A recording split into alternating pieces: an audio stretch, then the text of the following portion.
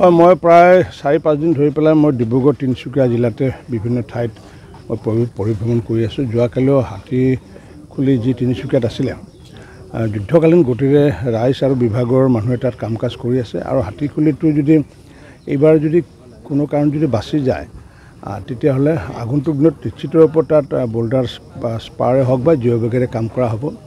আৰু ঠিক তেনেকৈ টেঙাখাটতো মই ইতিমধ্যে গৈছিলোঁ। এইটো পইণ্টত মই আজি আহিছোঁ আমাৰ চক্ৰ গগৈ ডাঙৰীয়াৰ লগত।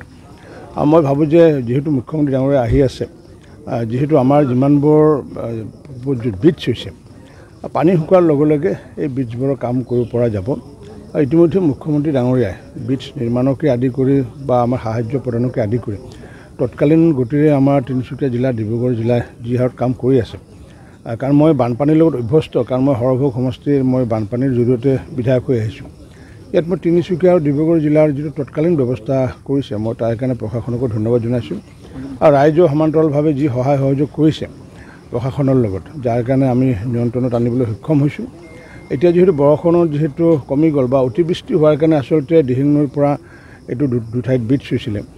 আৰু এই দুই ঠাইত ব্ৰিজত নিশ্চিত ৰূপত আগন্তুক দিনত কাম কৰা হ'ব আৰু মুখ্যমন্ত্ৰী বাকীখিনি কথা আপোনালোকক জনাব।